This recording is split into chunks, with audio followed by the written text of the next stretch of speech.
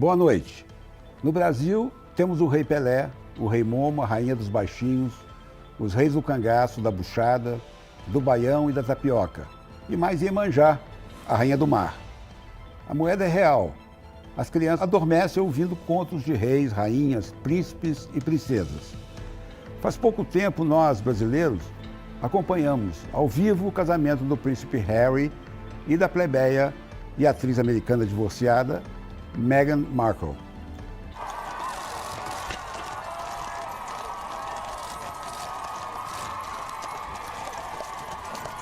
Uma brasileira era confidente da mãe do noivo, Lady Di, que morreu tragicamente num túnel em Paris. Sabemos de detalhes íntimos do Palácio de Buckingham. Uma brasileira é rainha consorte da Suécia. Tantas majestades em nosso dia a dia e não temos um rei de verdade. O Brasil viveu sob uma monarquia por mais de 300 anos.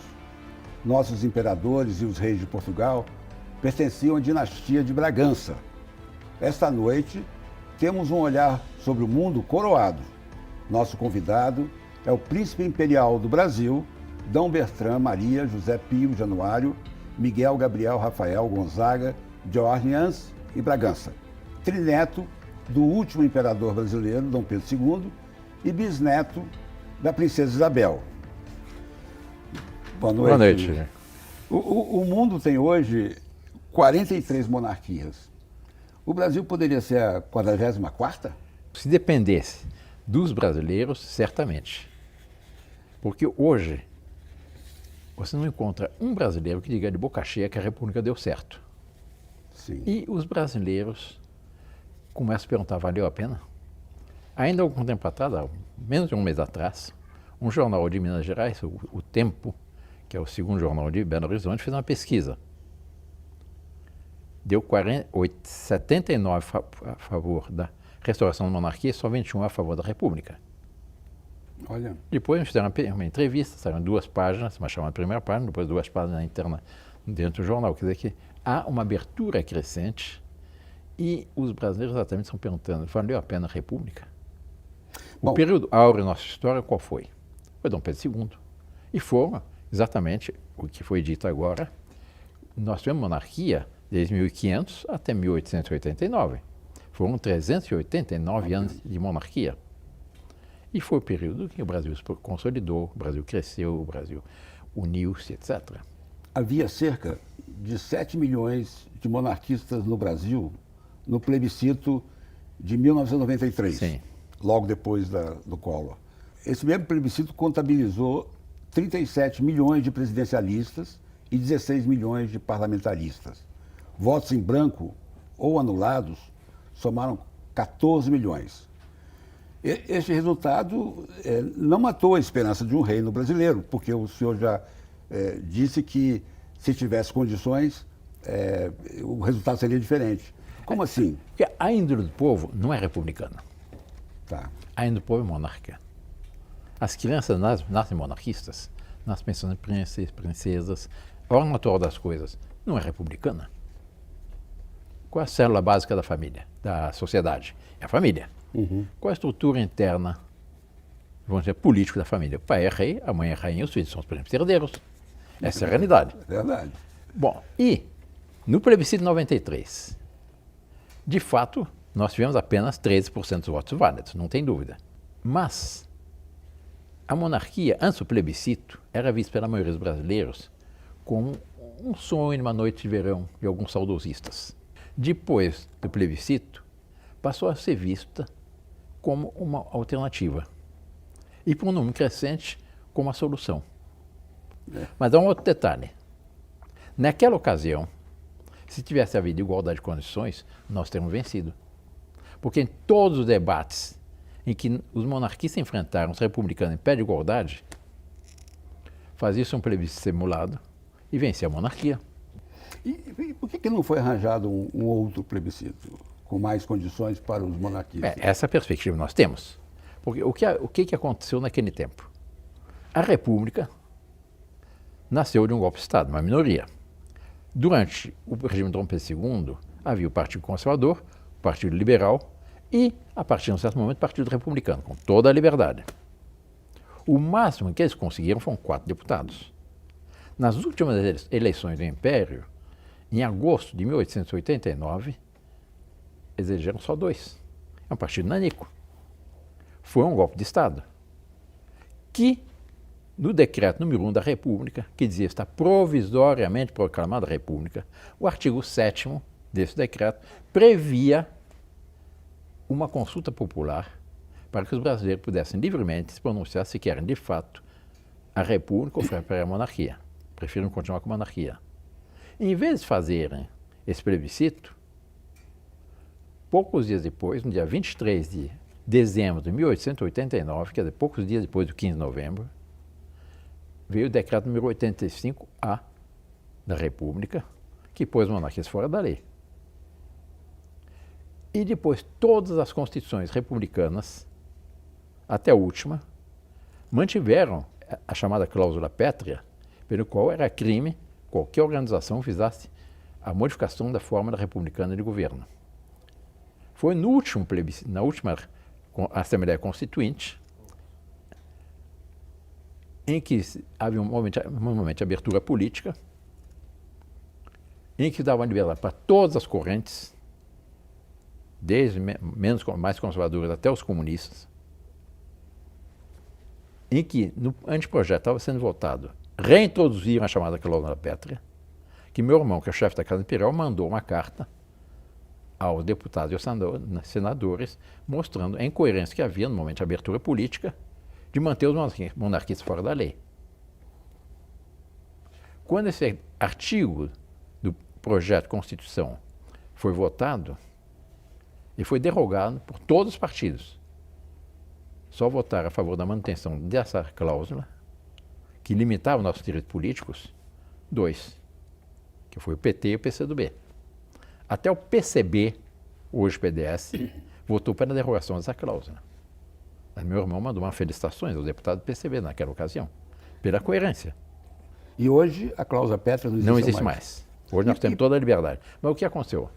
Nós estávamos fora da lei, logo depois tem um plebiscito e não houve tempo uma campanha de esclarecimento. Nós não tínhamos dinheiro, não tínhamos quadro, não tínhamos nada. Hoje, o número de convites que nós recebemos para palestras, para entrevistas de televisão, para nos jornais, etc., é muito maior do que por ocasião do plebiscito. E eu vou lhe contar uma coisa interessante. Na multidão de torcedores brasileiros em Moscou, Sim. no metrô da Praça Vermelha, eu vi. Havia uma bandeira.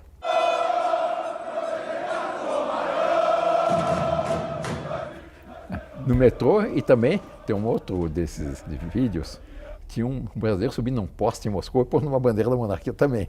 Com o verde dos Bragança, né? Com a bandeira do Imperial. Achei bastante interessante, porque Exato. uma multidão de amarelos e verdes. As bandeiras imperiais. E uma pergunta que ocorre imediatamente: o senhor está pronto para ser um rei no Brasil? No caso do concreto seria meu irmão. Mas ele não pode, ele parece que não quer. Ele tem um problema de saúde, etc. A missão de um rei não é ser um super administrador. A missão de um rei é, sobretudo, encarnar a virtude do seu povo, ser o símbolo vivo da nação, um exemplo que sustenta o conjunto da nação. Como na Inglaterra. Como na Inglaterra. Que não é ser um Júpiter Tronas que manda em tudo e administra tudo. Hoje em dia, um presidente da República tem muito mais poder que tinha Dom Pedro II, numa comparação, e, inclusive, muito mais poder do que tinha o próprio Luís XIV, que é apresentado como o rei sol, o rei absoluto, etc. Numa comparação. Porque a missão do rei qual é? Em primeiro lugar, é exatamente esse exemplo que sustenta e inspira a nação, para que a nação possa realizar a sua vocação, para que a nação possa realizar-se. Ele não é chamado a dizer e organizar tudo de cima para baixo, porque a vitalidade de um povo não vem de cima para baixo, vem de baixo para cima. No caso de nos tornarmos uma monarquia, o regime seria, o executivo seria parlamentarista? Seria exatamente como foi no tempo de Dom Pedro II, com, evidentemente, as adaptações indispensáveis dias atuais. Mas era uma monarquia constitucional, parlamentar, em que havia o poder legislativo, bicameral, Senado e Câmara dos Deputados, eleito com voto distrital, aliás. Que hoje está se querendo reintroduzir. Havia o judiciário com a sua tríplice garantia, exatamente como hoje. Como hoje existe teoricamente. Na realidade, é diferente. E o Poder Executivo era exercido pelo presidente do Conselho de Ministros. Mas havia um quarto poder, que era o poder moderador, que era o poder do imperador, definido no artigo 98 da Constituição de 1824, em que diz é uma atribuição pessoal do imperador que visa algo de muito simples, mas fundamental. A harmonização dos demais poderes em função do bem supremo da nação. Para evitar exatamente o que acontece hoje em dia. Agora, seria preciso... Que é uma disputa contínua entre os três poderes. Não se entendem. O rei seria o moderador.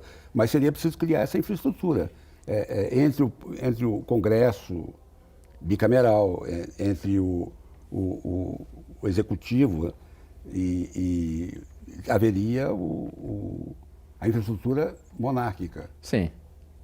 Isso custaria algum dinheiro, ou não? Muito menos que a República. Mas não tem comparação. Eu dou alguns dados. Na monarquia se sustenta um chefe de Estado. Na República se sustenta o atual. E quantos chefes de Estado houve? Que todos ex-presidentes têm, às nossas custas, 8 assessores. Aliás, o Lula, que está preso, mantém os seus 8 assessores. Tem 2 automóveis.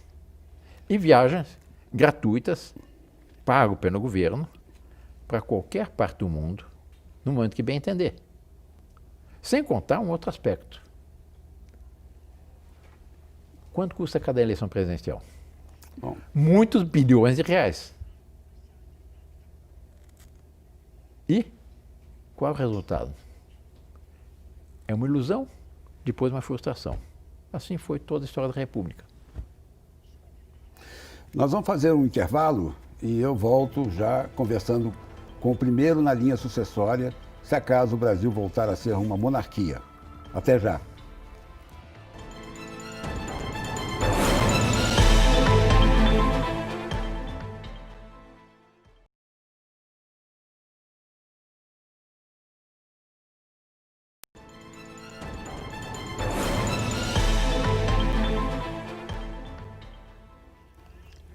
Um olhar sobre o mundo está de volta numa noite de realeza.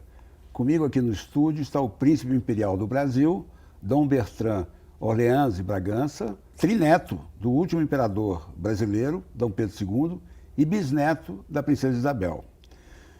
Dom Bertrand, por que não existe um partido monarquista no Brasil? Porque a monarquia, o monarca tem que ser necessariamente suprapartidário. Ah, E um partido divide, já da ideia de parte. tá. E o monarca deve ser monarca de todos. Nós temos monarquistas nos vários partidos atuais.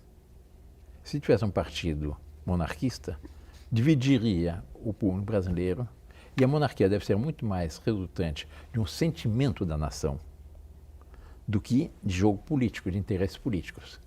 Agora, numa época de eleições, um partido não serviria para colocar opção aos súditos? Não, numa época numa eleição, o monarca tem que manter a posição suprapartidária. Por quê? Para evitar o que acontece com as repúblicas parlamentaristas, que é um fenômeno de esquizofrenia, em que o presidente da república é de um partido e o chefe de Estado é de outro partido. Quer dizer, o chefe de governo é de um partido e o chefe de Estado é de outro partido. Como acontece em Portugal, como houve na França várias vezes, etc. E o resultado, em vez de haver uma harmonia, os interesses da nação e os interesses do governo, há uma disputa. Um quer derrubar o outro. Mas como despertar na população, na grande população, esse desejo de coroar um rei, ou de continuar o reinado criar que foi interrompido? condições para que o povo, em certo momento, possa manifestar suas aspirações. Eu vou dar um exemplo da história do Brasil recente. Houve uma mudança de organização no país. Sim. Nós tínhamos um partido que tinha uma ideologia socialista, como o José Dirceu disse claramente no seu discurso de posse como chefe da Casa Civil, ou como o próprio Lula, numa entrevista ao jornal El País de Madrid, reafirmou isso, que o objetivo dele era fazer o Brasil um país socialista. Em certo momento, saíram brasileiros de todas as correntes políticas às ruas do Brasil e disse, basta, não é isso que nós queremos. Sim. O que eles bradavam? Minha bandeira é verde e amarela e jamais será vermelha. E quero meu Brasil de volta. Esse Brasil de volta não era o Brasil nem do Collor, nem do Juscelino, nem do Getúlio. No fundo, é esse país maravilhoso com o qual todos nós sonhamos. É o Brasil que nasceu com a chegada de Cabral, com a harmonia que havia. Logo no início é muito bonito ler a carta de Pedro Vaz Caminha, em que ele descreve a harmonia que havia entre os portugueses e os índios. E que deu, nesse país extraordinário, que nós fomos somando as qualidades dos vários povos que aqui se encontraram. Como é que é o dia a dia do príncipe imperial do Brasil? São muitos compromissos? Muitíssimos. Muitos, porque continuamente são convites para palestras, para encontros monárquicos, para viagens, para cerimônias, para entrevistas de televisão, para entrevistas nos jornais, etc. Basta dizer, nos últimos dias eu estive em Cuiabá, depois eu fui para Belo Horizonte, depois eu fui para Brasília, para encontros monárquicos. Isso nesse último mês. O senhor disse ao jornal Financial Times Sim. que a República é uma péssima ideia, pois ela corrompe. É. A monarquia estaria blindada contra a corrupção? Quer dizer, a grande virtude da monarquia qual é? É criar na nação a consciência de uma nação, antes de mais nada, uma grande família contínua como organizar. Donde resulta um clima psicológico na nação que tende a estimular as qualidades do povo e inibir suas más tendências. Exatamente quando uma família, a presença do pai ou da mãe, estimula as qualidades dos filhos e inibe suas travessuras. Daí a grande diferença da moralidade pública nas monarquias com relação às repúblicas. Existe, como se é um vínculo fundamentalmente familiar, existe uma harmonia, uma consonância entre o sentir da nação e o chefe de Estado, que tende exatamente a criar esse clima psicológico, que é um binômio de proteção, de serviço, de admiração, de consonância, que é um vínculo muito mais forte que qualquer vínculo político. Nas repúblicas, como é que funciona? Os políticos têm que comprar o seu apoio, têm que distribuir, fazer o loteamento dos seus ministérios, têm que poder nomear seus apaniguados. Quanto custa isso à nação? Nós estamos pagando. Nós somos saqueados. O Brasil foi uma nação que foi saqueada, como se tivesse tido uma guerra em que o inimigo tivesse roubado todos os nossos tesouros. Basta ver a Petrobras, a PNDH, BNDES, etc., etc., Caixa Econômica, os fundos de previdência foram todos saqueados. E o povo está pagando. Grande diferença que havia no tempo de Dom Pedro II, na moralidade pública no tempo de Dom Pedro II, com relação à República. Rui Barbosa, algum tempo depois, passou a ser um dos grandes defensores da monarquia, um grande crítico da República. Rui Barbosa dizia, na monarquia, o parlamento é uma escola de estadistas. Na República, transformou-se numa praça de negócios. A monarquia, em termos de negócios, não esses negócios espúrios, Sim, sim. negócios com o exterior, investimentos, ela seria uma boa atração? Com toda certeza, porque exatamente daria garantia aos investidores com relação ao futuro do Brasil. Qual é o problema de hoje? Nessa incerteza política que nós estamos, os investimentos estão inibidos, Estabilidade. interna e externamente, porque ninguém sabe qual será o futuro.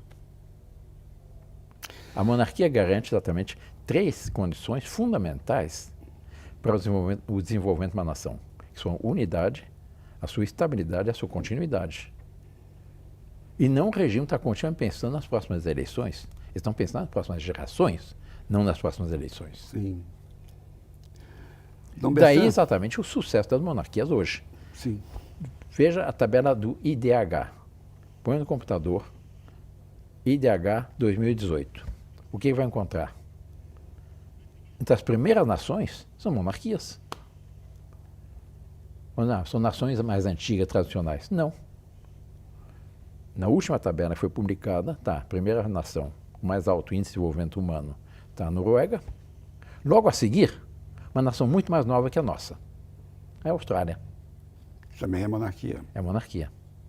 E recentemente fizeram um plebiscito lá, sabe, os australianos queriam finalmente ter uma república moderna, democrática, etc. A maioria votou pela manutenção da monarquia. A Nova Zelândia. Das 17 primeiras nações que estão desse índice do IDH, apesar das monarquias serem menos numerosas, 10 são monarquias. São países mais desenvolvidos do mundo. Eu queria falar um pouco das monarquias no mundo. Sim. O que o senhor achou do casamento do príncipe Harry com a atriz americana Meghan Markle? Eu fico um pouco perplexo, com toda franqueza. Porque o pai não quis comparecer, o irmão disse que recomendou que não se casasse, o irmão dela. E eu tenho medo que isso não vai durar. Como já, infelizmente, alguns casamentos semelhantes não duraram. O senhor tem contato com reis, rainhas, sultões, imperadores, emires? Não. Eu tenho relações com as casas reais europeias, nós somos todos aparentados. Sim. Mas eu, pessoalmente, não tenho. Eu conheço príncipes ingleses, conheço príncipes belgas, conheço príncipes portugueses, espanhóis. A avó do atual rei da Espanha era a primeira mãe do meu pai. E o senhor visita a família real espanhola? Não, ultimamente não. Tenho contato com parentes, sim, mas não visitas oficiais na Espanha. Dom Bertrand, fica a percepção, acho que popular, de que rei e suntuosidade são sinônimos, né? Porque tem esses reis da Arábia Saudita, o emir do Brunei, que tem um palácio com 1.800 quartos. Então fica se pensando que realeza e pompa e fartura é tudo uma coisa só. Não é bem assim? Não. As monarquias verdadeiras, a monarquia japonesa, ela é sóbria. A monarquia inglesa é sóbria. A monarquia belga é muito sóbria. Todas as monarquias são sóbrias. São sóbrias como são as famílias. Agora, a questão de o povo gosta do esplendor de uma monarquia, basta considerar o que foi o jubileu da rainha alguns anos atrás. Sim. A tal ponto que aquelas reuniões de chefe de Estado da Rio+20, que houve há poucos anos atrás aqui no Brasil, por coincidência, marcaram na mesma data do jubileu da rainha. E eles perceberam que os chefes de Estado não viram para cá e iram para o jubileu da rainha. Eles tiveram que desmarcar o Rio+20, uma reunião de chefe de Estado, uma outra data, porque sabiam que o jubileu da rainha ia atrair muito mais até os próprios chefes de Estado que lá foram. E o mundo inteiro assistiu encantado ao jubileu da rainha. A rainha está há 60 e poucos anos no trono e é queridíssima. Mas por quê? Porque ela encarna esse lado da boa mãe da nação inglesa. E na Segunda Guerra Mundial, Churchill, que foi um grande homem, que foi o homem que resistiu aos nazistas, ele dizia que se, durante a guerra, o rei tivesse aceito a sugestão de ir para o Canadá, no momento que a Alemanha estava por invadir a Inglaterra teria perdido a guerra. E não foi nem o rei, nem a rainha, nem os filhos do rei. A atual rainha Elizabeth participou da guerra como enfermeira, nos serviços sociais, etc. Com uniforme, as fotografias do tempo. O povo gosta da sua suntuosidade. Lembra que o Joãozinho 30, da Escola Carnaval, diz que quem gosta de miséria no Brasil é intelectual, o povo gosta de luxo. Quer dizer, mas isso é muito mais barato do que os custos da República, não há comparação. E o povo se sente interpretado nisso. Isso tende exatamente a elevar o moral da nação, tende a elevar o nível cultural de uma nação. Aí a enorme diferença que havia entre o nível cultural no Império com o nível cultural atual. Nosso tempo acabou e eu agradeço ao príncipe imperial do Brasil, cujo nome eu me permito reduzir, Dom Bertrand de Orleans e Bragança. E a você que ficou comigo e o príncipe, muito obrigado pela sua companhia. Um Olhar sobre o Mundo volta na próxima segunda-feira, às 10h15 da noite, depois de conversa com Rosiane Kennedy. Até lá!